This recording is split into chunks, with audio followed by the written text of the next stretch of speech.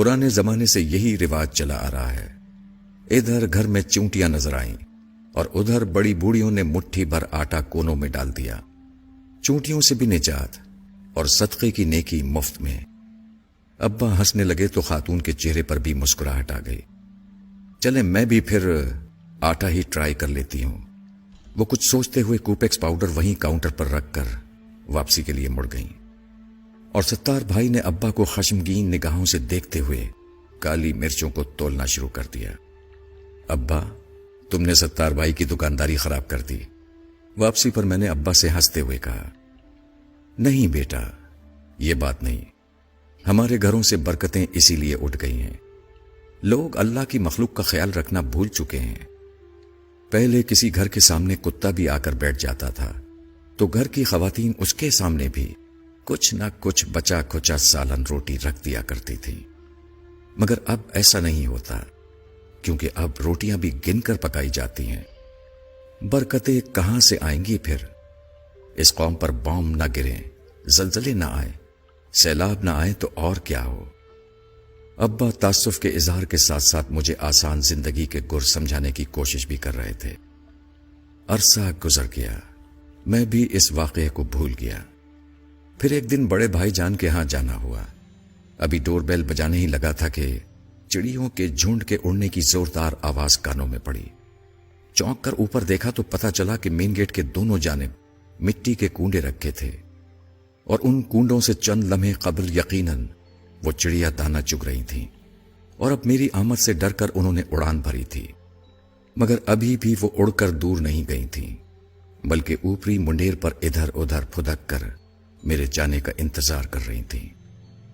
بھتیجی نے دروازہ کھولا تو میں اندر داخل ہو گیا۔ یہ کیا، اتنی ساری چڑیاں؟ میں نے سلام کے بعد خوشگوار حیرت سے بھابھی سے پوچھا، جو کچن کی کھڑکی سے کھانا پکاتے ہوئے مجھے دیکھ کر مسکرا رہی تھی۔ تمہارے بھائی جان نے رکھے ہیں یہ کنڈے لا کر چڑیوں کے دانے کے لیے؟ وہ معنی خیز انداز میں بڑی بھتیجی کو دیکھ کر مسکرائیں تو مجھے اچنبھا سا محسوس ہوا۔ شام کو بھائی جان آئے تو مجھ سے رہا نہ کیا۔ بھائی جان، یہ چڑیوں کے لیے دانہ رکھنے کی کوئی خاص وجہ ہے کیا؟ نہیں، بس ایسے ہی، اچھا ہوتا ہے، صدقہ دیتے رہنا چاہیے۔ بھائی جان نے آہستہ سے سمجھایا، یہ بہت ضروری ہوتا ہے، خصوصاً جس گھر میں بیٹیاں ہوں۔ پھر بتانے لگے کہ کسی بزرگ کے پاس ایک شخص نے آ کر بتایا کہ وہ غریب آدمی ہے اور پریشان ہے کہ اپنی جوان بیٹیوں کی شادی کس طرح کر پائے گا، کیونکہ غربت کی وجہ سے کوئی اس کی بیٹیوں سے شادی کرنے کو تیار نہیں۔ بزرگ نے مشورہ دیا کہ روز 200 بھوکوں کو کھانا کھلاؤ، تمہارا مسئلہ حل ہو جائے گا۔ غریب آدمی مارے احترام کے بزرگ کو تو کچھ نہ بول پایا، البتہ آستانے سے باہر آ کر زارو قطار رونے لگا۔ پاس سے گزرتے ہوئے کسی دانا نے پوچھا، روتے کیوں ہو؟ غریب نے جواب دیا، غربت نے پہلے ہی مار مار کر ادموا کیا ہوا ہے، اور سرکار نے فرمایا ہے کہ روز 200 بھوکوں کو کھانا کھلاؤ، تب بیٹیوں کی شادی ممکن ہوگی۔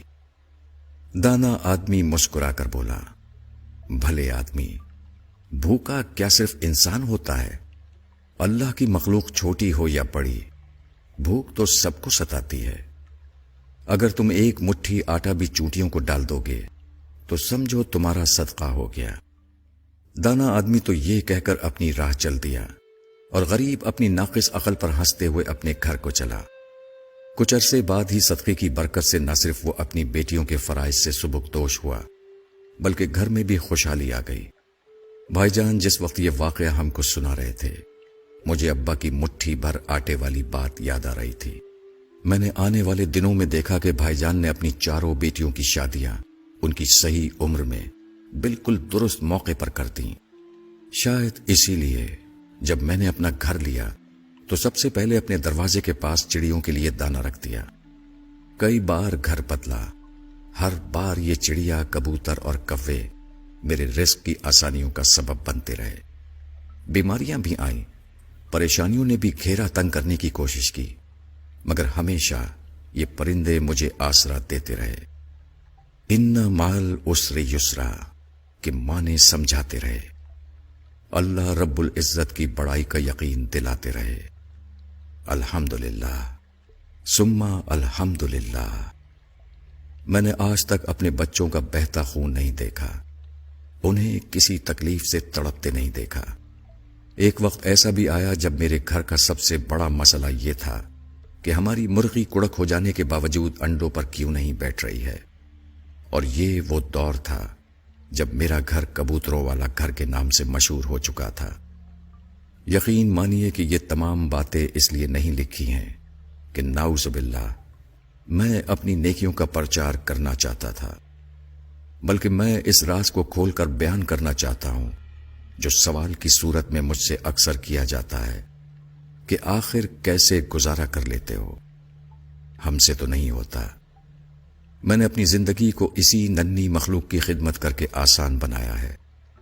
تمام بڑائیاں اس رب کے لیے جس نے مجھے اس قابل بنایا کہ میں یہ کر سکوں۔